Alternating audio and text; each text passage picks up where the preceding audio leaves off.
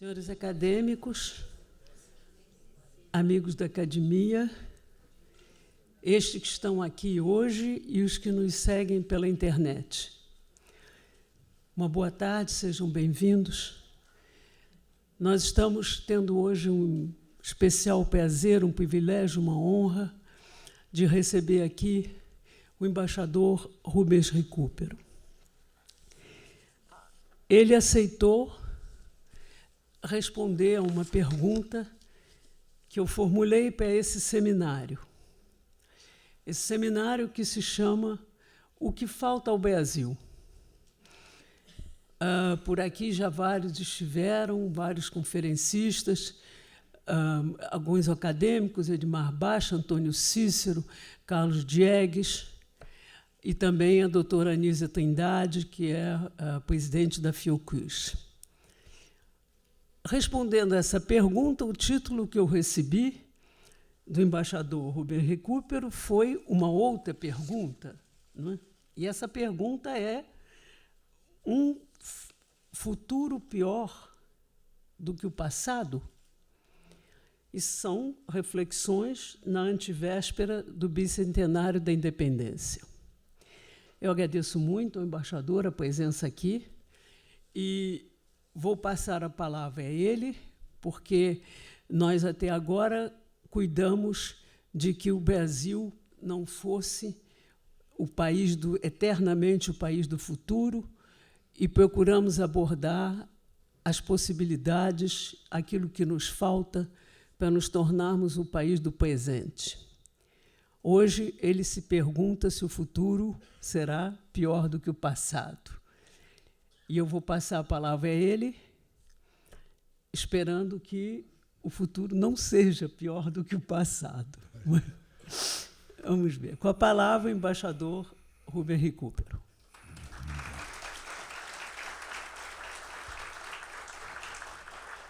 Boa noite a todos.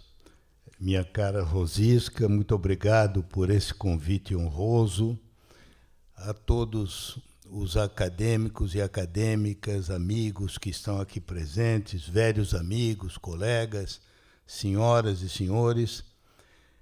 Eu normalmente não escrevo quando falo sobre um tema qualquer, mas desta vez o tema me pareceu particularmente desafiador.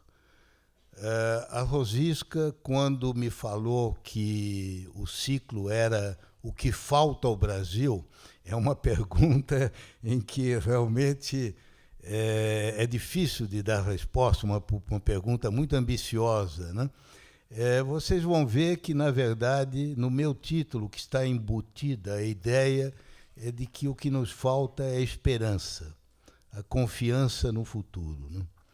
E eu escrevi esse texto com muito cuidado, porque, como disse, era um desafio muito grande, e vocês verão que não tem muito a ver com a minha própria experiência diplomática. Outras vezes eu tenho falado sobre temas de história diplomática, mas desta vez é mais uma reflexão sobre o Brasil, e é uma reflexão na antevéspera dos nossos 200 anos de vida independente. Em 2022, né, nós estamos quase em setembro, né, daqui 3 anos nós completamos 200 anos de vida independente.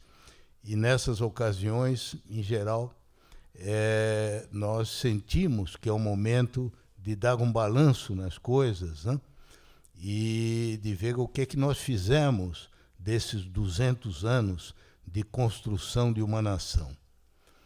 Portanto, eu, como disse, escrevi e vou procurar ler aqui para não divagar demais.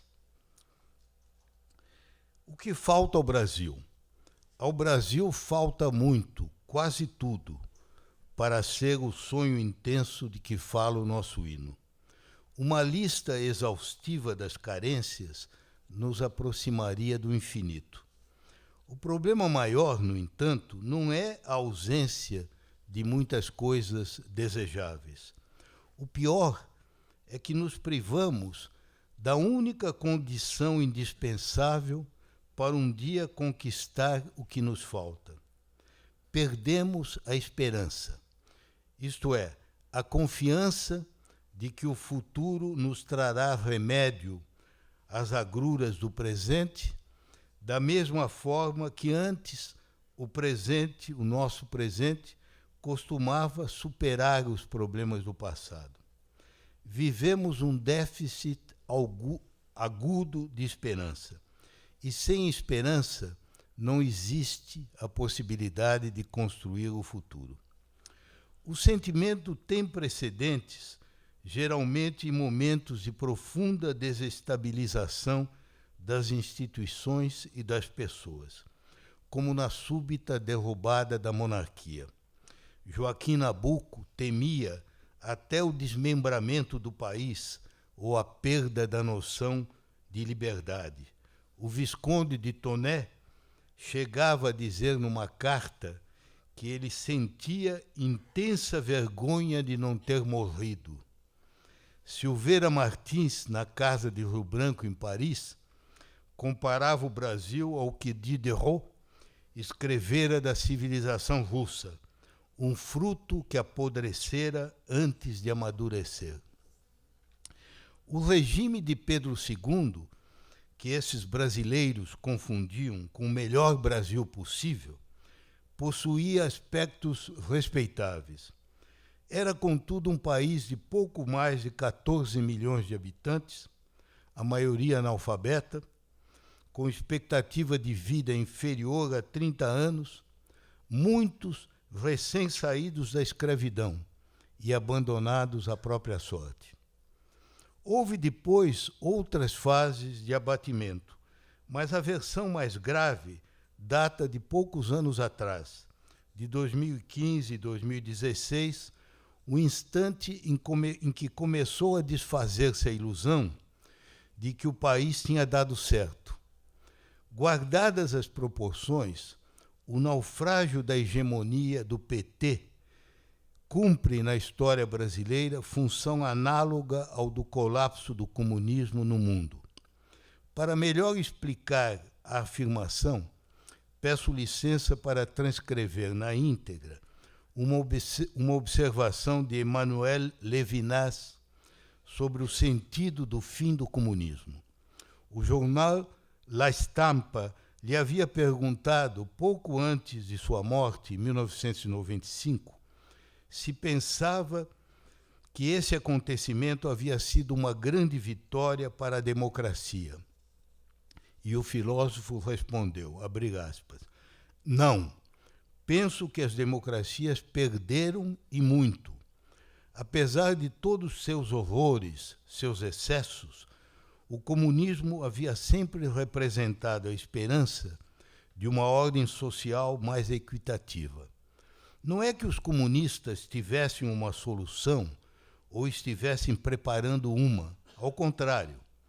Existia, no entanto, a ideia de que a história possuía um sentido, uma direção, e que viver não era insensato, absurdo. Não creio que haver perdido essa ideia para sempre seja uma grande conquista espiritual. Acreditávamos saber para onde ia a história e que valor dar ao tempo. Agora caminhamos sem rumo, perguntando-nos a cada instante que horas são. De maneira fatalista, um pouco como se faz o tempo todo na Rússia. Que horas são? Ninguém sabe a resposta. Fim de citação. Se trocarmos a palavra comunismo por petismo, impressiona como o trecho parece retratar o que sucedeu no Brasil. Excessos à parte, o PT também expressava a esperança de uma sociedade mais justa. Obviamente, além do PT, muitos brasileiros partilhavam a mesma aspiração. Foi o PT, porém, que teve a oportunidade de tentar, em mais de 13 anos de governo, aplicar inúmeras políticas públicas para reduzir a desigualdade. Outra semelhança com o chamado comunismo real, e seus mais de 70 anos no poder. Lula dava a sensação de encarnar uma notável transformação da sociedade. As medidas de transferência de renda, as cotas raciais, o acesso dos pobres ao ensino superior prometiam um futuro de superação da desigualdade extrema herdada do passado. Sem base financeira adequada, as fórmulas petistas se tornaram insustentáveis. Algumas concorreram poderosamente para desencadear primeiro a crise fiscal, em seguida o gravíssimo colapso que prostrou a economia até este momento. A associação que se estabeleceu entre a ruína das contas públicas e o combate às injustiças sociais abalou as fundações da crença de que somos capazes de superar a desigualdade.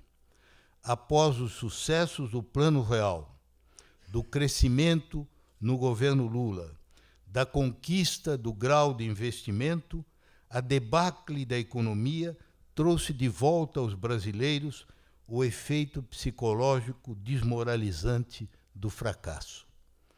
A isso se somou o trauma do impeachment de Dilma, da condenação e prisão de Lula, de seu alijamento da campanha eleitoral de 2018, gerando contestações sobre a legitimidade democrática do poder. O pouco que sobrava do prestígio das instituições políticas se viu, ao longo de 3 intermináveis anos, estremecido pelas revelações quase diárias de escândalos pela Lava Jato, ela mesmo, ora em vias de desmoralização, devido a excessos e erros próprios, assim como a reação defensiva de setores políticos. O Brasil jamais tinha passado por retrocesso tão destrutivo na vida das pessoas, por meio do desemprego, do aumento da pobreza, do desalento. Nem experimentara nada equiparável ao profundo impacto depressivo dos escândalos de corrupção que destruíram a autoestima de todo um povo. Em conjunto, essas desgraças simultâneas produziram um efeito equivalente ao da guerra sobre uma sociedade até então poupada de catástrofes históricas como derrotas e ocupações estrangeiras. Tenho usado os verbos no passado a fim de situar no tempo o momento em que ocorreram as causas da situação que vivemos. Esse nosso passado próximo, contudo, não acabou de passar. É ainda o nosso presente.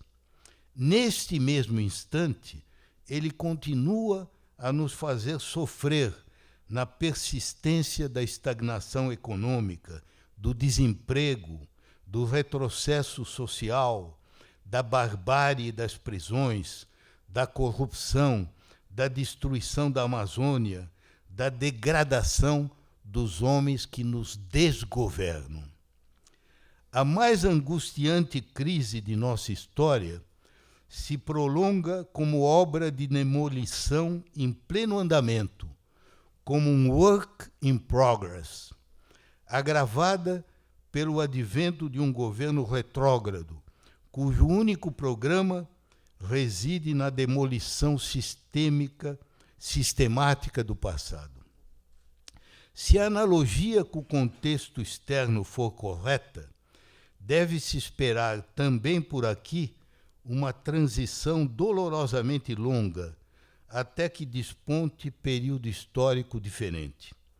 No mundo, o sonho de uma sociedade mais justa acabou antes que no Brasil. Uma de suas primeiras expressões foi um ensaio do pensador e jornalista norte-americano William Pfaff, por volta de 1995-96, que partia da seguinte pergunta: e se não houvesse nenhuma razão de pensar que o futuro será melhor que o presente, ou pior ainda, melhor que o passado.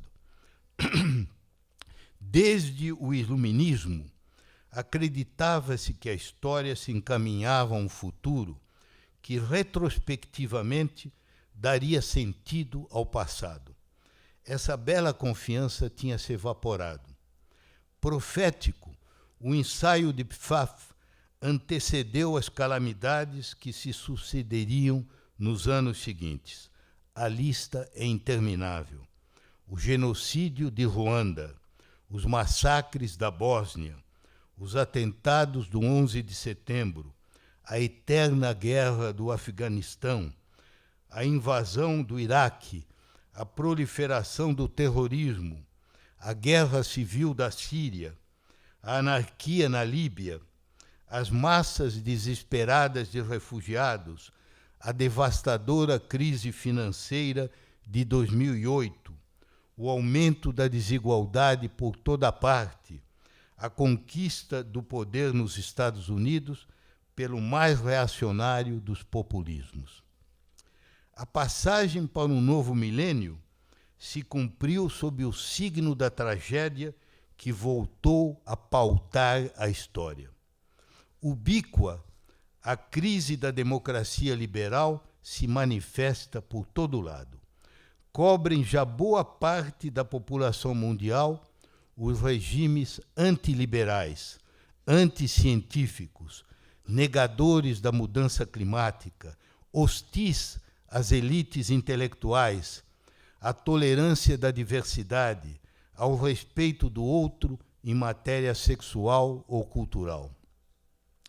Dos 4 centros do poder mundial, 3, os Estados Unidos de Trump, a China do presidente vitalício Xi, a Rússia do czar Putin, colocam o egoísmo nacional acima de uma ordem internacional baseada em leis, movida pela busca do consenso. O quarto, a União Europeia, último reduto da democracia liberal, do bem-estar social, da defesa do ambiente, sofre da desunião, do Brexit, do populismo de direita na Itália, Hungria, Polônia. Os regimes atuais, quer o capitalismo ocidental, quer a versão estatizante chinesa, são incapazes de resolver os 3 problemas humanos centrais: o aquecimento global, o aumento da desigualdade, o desemprego estrutural agravado pelos robôs e a inteligência artificial. A possibilidade de que a mudança climática se torne irreversível traz de volta a ansiedade pela sobrevivência individual que se sentia no final da antiguidade. Coroando tudo, os ocidentais perdem a confiança na própria cultura, atacada com prepotência pelos adversários do liberalismo e da democracia, batidos pelos chineses na expansão rápida da economia. Amanhã, quem sabe, na vanguarda das tecnologias de ponta, americanos, europeus, temem a emergência pela primeira vez em 500 anos de uma superpotência não ocidental. Como será o mundo do futuro? Que valores refletirá a partir da influência do poder chinês? Até que ponto a ordem mundial continuará a se inspirar no iluminismo, na Declaração dos Direitos do Homem, na democracia? É possível confiar na evolução de um regime como o chinês, que confina centenas de milhares de uigures em campos de lavagem cerebral, que não tolera a diversidade de Hong Kong? É nesse nevoeiro espesso de incertezas que se esconde o horizonte do futuro. Não foi muito diferente 100 anos atrás, quando o Brasil se aproximava do primeiro centenário. O mundo saía da Grande Guerra destroçado nas estruturas e nas almas. Em 1919, 100 anos atrás, negociava-se o Tratado de Versalhes. Paul Valéry escrevia: nós, civilizações, sabemos agora que somos mortais. Sentimos que uma civilização tem a mesma fragilidade que uma vida. Os tempos não eram melhores que os de hoje. Basta lembrar que o ano do centenário da independência coincidiu com a marcha de Mussolini sobre Roma, a primeira conquista de um país pelo fascismo. A década de 1920 se encerraria com o colapso da Bolsa de Nova York e a Grande Depressão. A seguinte assistiria ao sinistro triunfo do nazismo, ao stalinismo, ao estalar da Segunda Guerra Mundial, com o cortejo de horrores que se seguiu, o Holocausto, os campos de extermínio, as bombas atômicas sobre Hiroshima e Nagasaki. Nada disso impediu o Brasil de avançar. Ao completar 100 anos de vida independente, a sociedade brasileira deu balanço no passado, espantando-se com o déficit. No sugestivo estudo que dedicou ao centenário, A Nação faz 100 anos, a professora Marli Silva da Mota mencionava o severo juízo de Capistrano de Abreu ao concluir em 1907 seus capítulos de história colonial. O legado de 3 séculos de colônia teria sido a pobreza intelectual, moral e material, a inexistência de vida social, a incapacidade organizativa. A monarquia escravocrata não havia sido capaz de superar tal herança em 67 anos de crescimento modorrento. O debate intelectual, jornalístico, antes e depois do centenário, produziria em 1924 a coletânea A Margem da História da República. Seu organizador, Vicente Licínio Cardoso, afirmava que o desafio de sua geração consistia em empreender, entre aspas, nova obra de construção, ou seja, fixar o pensamento e a consciência da nacionalidade brasileira. Fim de citação. Tudo com maiúsculas. Pensamento, consciência, nacionalidade. Nas palavras de Marli Mota, entre aspas, ser moderna, eis a aspiração da sociedade brasileira às vésperas do centenário da independência. Embora a autora advirta que os diferentes atores tinham concepções diferentes da modernidade.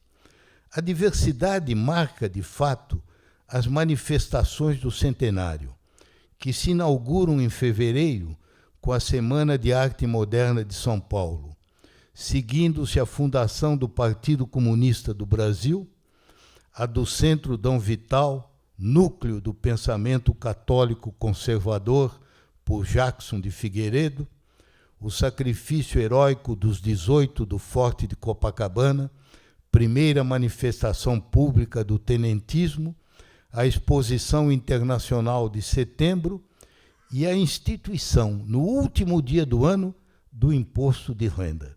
É curioso o que foi o ano de 1922. O carcomido sistema político da República Velha não soube captar os sinais de que a sociedade ansiava por mudanças profundas. A greve geral de 1917, a pulsação dos movimentos artísticos, a inconformidade das baixas patentes do Exército com as fraudes eleitorais, mostrou-se assim incapaz de deter o processo de autodestruição que culminaria na Revolução de 30. Nascido com a Primeira República em 1889, Vicente Licínio Cardoso manifestava a decepção dos contemporâneos com os 35 anos do regime em palavras que parecem expressar os nossos sentimentos em relação aos 34 anos da nova República. Abre aspas. A grande e triste surpresa de nossa geração foi sentir que o Brasil retrogradou. Acho que não utilizaríamos esse verbo, mas chegamos quase à maturidade na certeza de que já tínhamos vencido certas etapas, resolvido de vez certos problemas essenciais. E a desilusão, a tragédia, foi sentir quanto de falso havia nessas suposições. Fim de citação. Apesar do igual desapontamento, há uma evidente diferença entre a efervescência de 1922 e a desesperança de hoje. O contraste talvez se deva à crueldade do choque recente, por haver sido precedido da ilusão de que o Brasil era, e eu cito, a maior história de sucesso da América Latina, como afirmou a revista Economist na edição da fatídica capa do Cristo Redentor, decolando em novembro de 2009. Sem a mesma frustração de um tempo melhor, os brasileiros de 22 só viam, ao olhar para trás, um passado de atraso, ignorância, insucesso. A própria crise do sistema político vinha de longe, tornara-se crônica. O governo de Epitácio, que terminava em 22, até se comparava com vantagem aos anteriores, embora a situação não tardasse em se agravar com o advento de Arthur Bernardes. O confronto entre o primeiro e o segundo centenário põe em evidência o inédito da experiência corrente, a de que, em alguns aspectos importantes, o nosso presente é pior que certos momentos do nosso passado. Não se trata daquele sentimento vulgar de que, a nuestro parecer, qualquer tempo passado foi melhor, como dizia Jorge Manrique nas coplas por la muerte de su padre em 1400 e pouco, né? Já dizia isso. Né? Quem negaria, por exemplo, que os tempos atuais são piores que os da modernização do Estado e industrialização dos anos 1930 a 1950, aos 50 anos em 5 de Juscelino, aos da política externa independente de Jânio e Santiago Dantas, aos 16 anos de estabilidade, crescimento, conquistas sociais de Fernando Henrique Cardoso e de Lula. Se essa avaliação for julgada subjetiva, existe um critério mensurável, indiscutível, o do crescimento econômico. Segundo o professor Rogério Furquim Werneck, entre 1940 e 1980, a economia apresentou taxa média de crescimento de 7% ao ano, expansão rápida e estável, pois em 40 anos, apenas em 1942, registrou-se queda do produto. O longo período de crescimento comparável aos asiáticos permitiu multiplicar o PIB real por 15.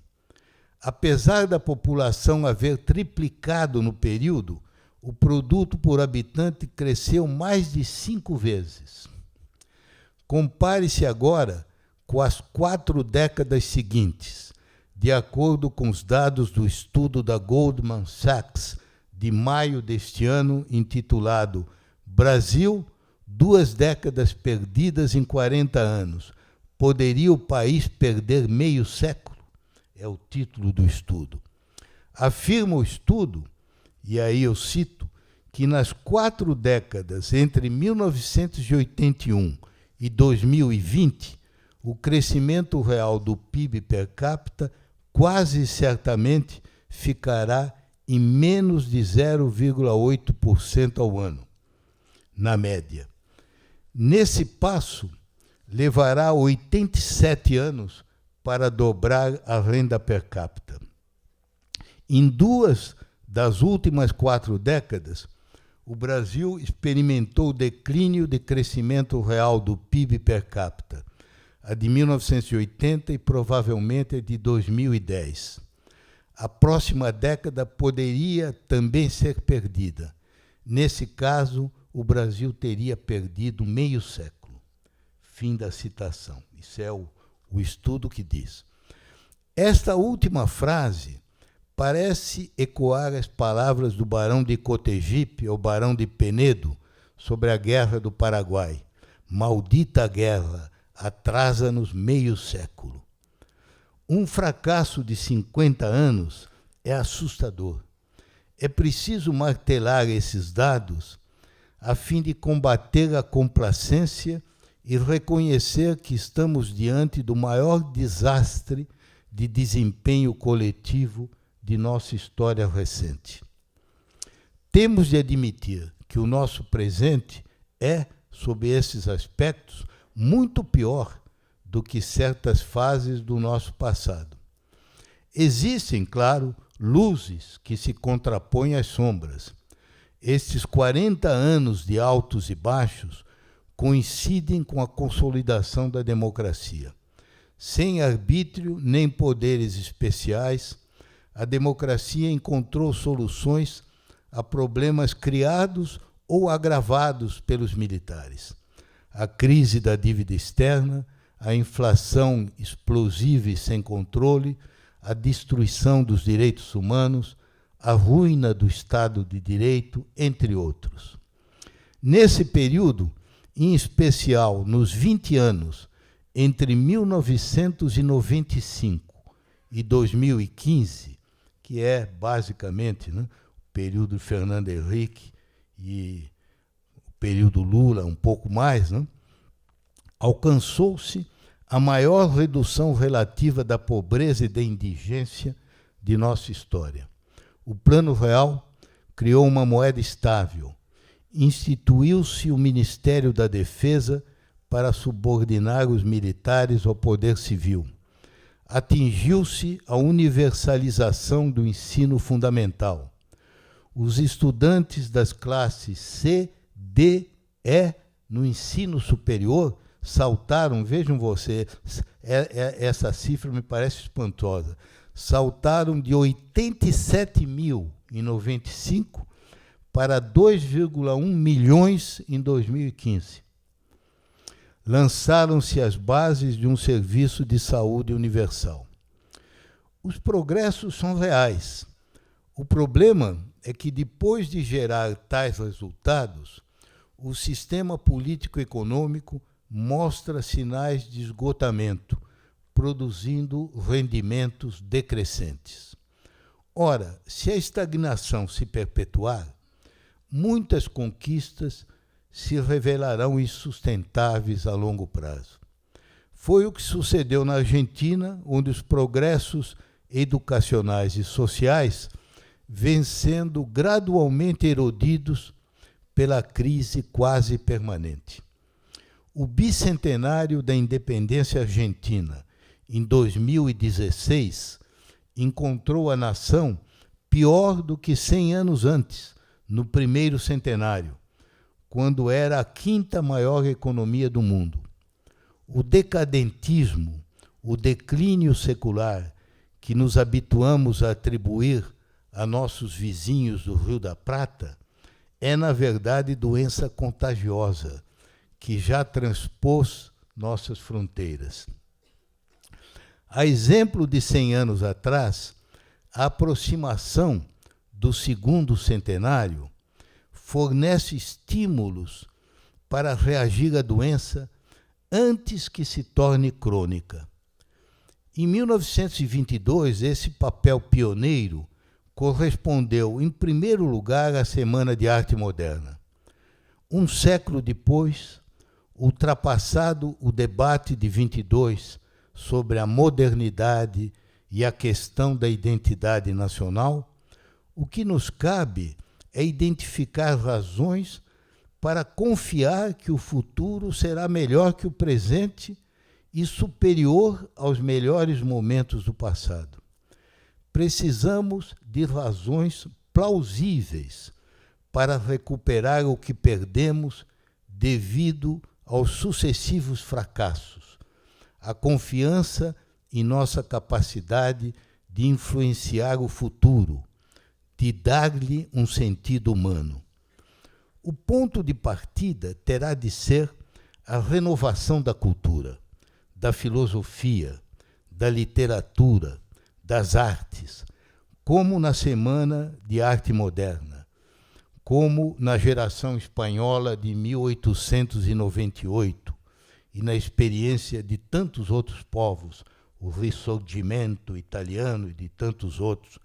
E eu achei que era importante lembrar essa ideia aqui na academia, porque será justamente da renovação da cultura, eu acho que deve partir a renovação da nacionalidade. Eu não creio que isso possa vir da economia, que possa vir de um outro domínio qualquer. De 1922, o que ficou na memória coletiva foi a Semana de Arte Moderna.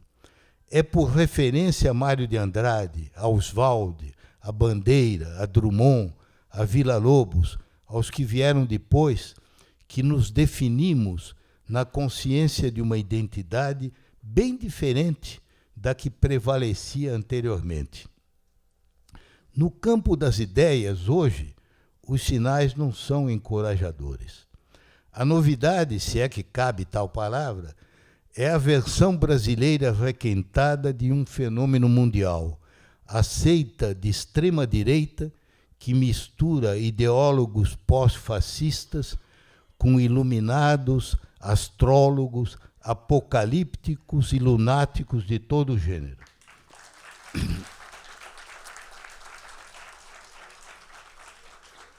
Infelizmente, essa é a renovação que se vê no terreno das ideias, né? Em política, a polarização e radicalização da sociedade se aproximam dos níveis da véspera do golpe militar de 64. Consolida-se um quadro perverso que lembra o italiano no período em que o Partido Comunista se mantinha como primeira força de oposição. Atingia 1/3 do eleitorado, mas não lograva romper esse texto. Dizia-se então que a Itália não era um país normal, como os demais da Europa Ocidental, pois não existia a possibilidade de uma alternância democrática, que no caso italiano equivaleria à chegada do comunismo ao poder. A política estava, portanto, congelada, paralisada. A eleição brasileira de 2018 ajusta-se a essa descrição. O padrão se reproduzirá por muito tempo se não se romper a polarização entre extrema-direita e PT, com o medo empurrando os segmentos médios na direção da direita. Superar o medo requer algo parecido ao compromisso histórico que se frustrou na Itália, isto é, a aliança entre o centro socialmente progressista e a esquerda democraticamente renovada. Infelizmente, acho que não temos no momento nenhuma coisa nem outra, né? A eficácia econômica, a responsabilidade financeira que tomaram o lugar da luta contra a miséria depois do colapso da era Dilma, não bastarão se não forem acompanhadas de vida melhor para os marginalizados. A paixão capaz de galvanizar a sociedade brasileira só pode vir da busca da maior igualdade possível. uma população dividida por profunda desigualdade de condições jamais se empolgará por ideais liberais de competição, eficácia, meritocracia, produtividade.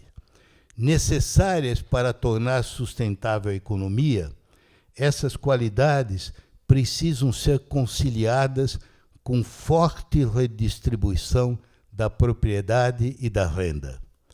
Nos anos 20, o vácuo criado no debate público pelo fim do abolicionismo começava apenas a ser ocupado pela questão social, entre aspas, sob impacto das greves operárias, dos primeiros sindicatos, da agitação dos jornais e elementos anarco-sindicalistas. Dos 17,5 milhões de habitantes de 1900, rurais e analfabetos na sua maioria, a população atingiria cerca de 31 milhões no ano do centenário.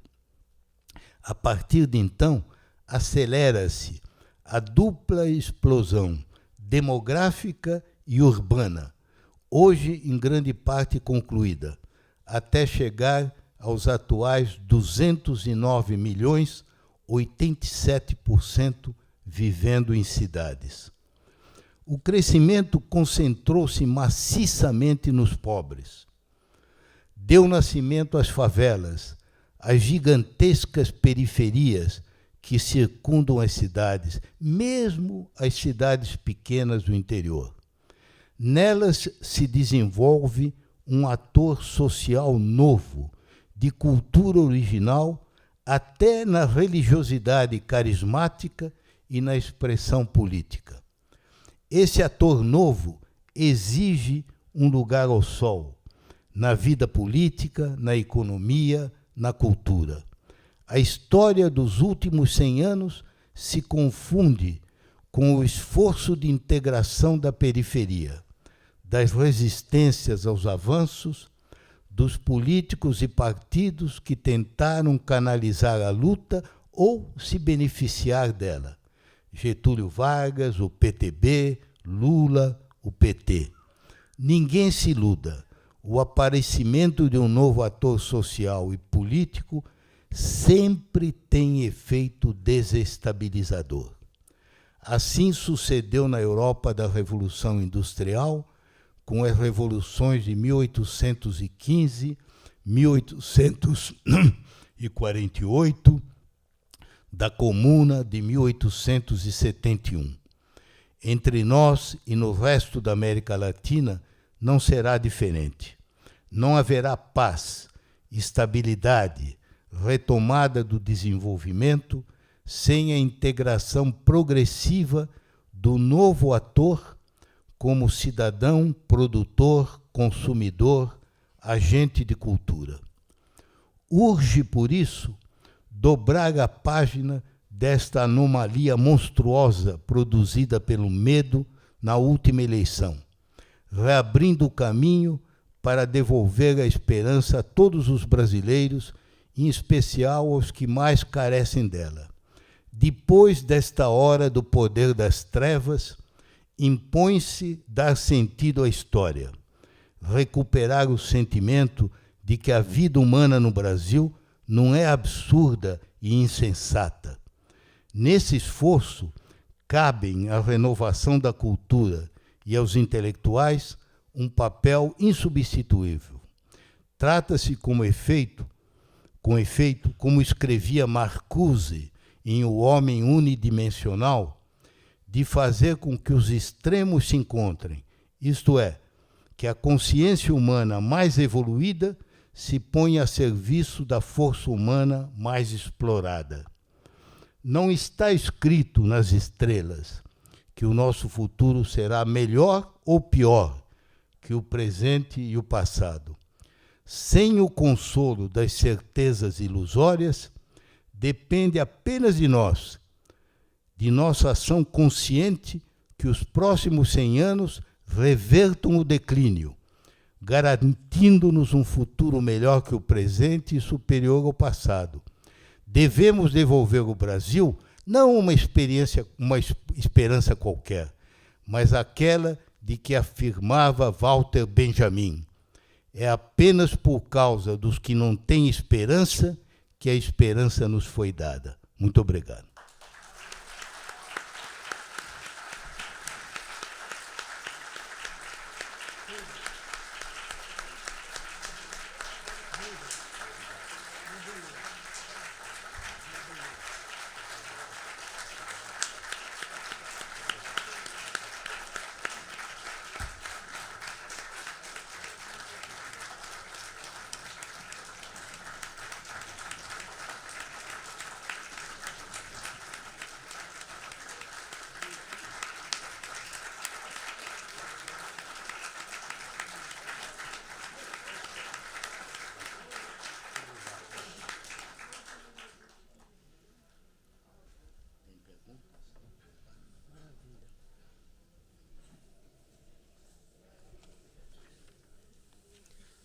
Muito obrigada, embaixador Rubem Recupero, cidadão brasileiro. Muito obrigada pela esperança que você nos traz, que não é uma esperança qualquer, como você mesmo disse. Mas a esperança que você nos traz porque nós ainda temos entre nós intelectuais do porte, da dignidade, da honra de Rubem Recupero, que nos propicia uma palestra como essa. Então, a minha primeira palavra é uma palavra de profundo agradecimento pela esperança que você nos trouxe. Em segundo lugar, eu bem registrei o papel que você destacou dos intelectuais e da cultura. E você diz isso numa casa cuja substância mesma é a cultura.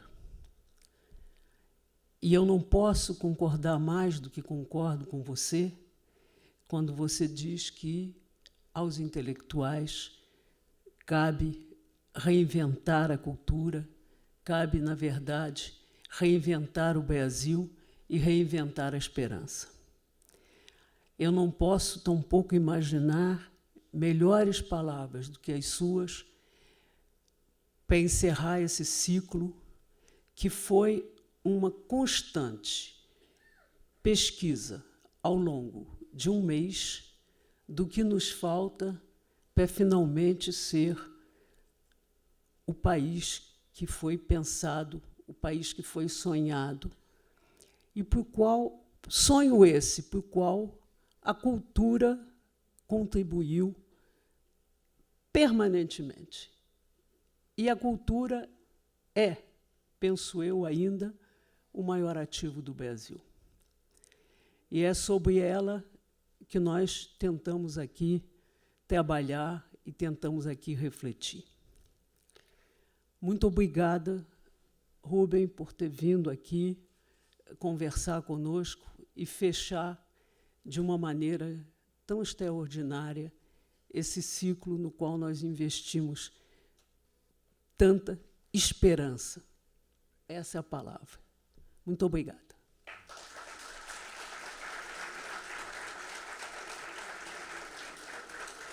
Foi muito bonita, muito bonita.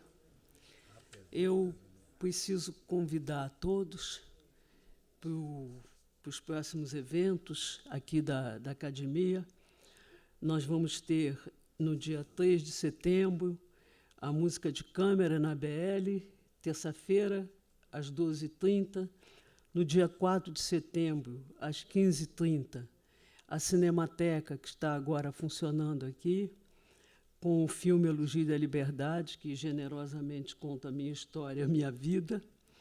Em seguida, teremos um próximo ciclo que se inaugura aqui na quinta-feira, dia 5 de setembro. Quinta-feira, às 17h30, como sempre. É a cadeira 21, coordenação da acadêmica Ana Maria Machado, com o título Na Sala com Rubem Braga. E o conferencista será Antônio Carlos Sequim. Teremos ainda como próximos eventos o próximo seminário Brasil Brasis, com coordenação geral do acadêmico Domingos Esperança Filho, que terá lugar setembro, dia 24, e terça-feira, às 17h30, com o título A Ação Cultural Emergente nas Comunidades, coordenação da acadêmica Ana Maria Machado, participantes Renê Silva e Júlio Ludemir. Muito obrigada a todos pela presença durante todo o ciclo e essa noite. Muito obrigada por terem nos acompanhado, aqueles que nos seguiram pela internet, e sejam todos sempre muito bem-vindos a essa casa, aos nossos ciclos, aos nossos eventos, porque eles são feitos para esse público que está aqui, para esse público que nos acompanha, e eles são parte dessa esperança e desse papel dos intelectuais que nos foi indicado na palestra de Rubem Recupero, papel dos intelectuais na reconstrução da cultura. Muito obrigada a todos.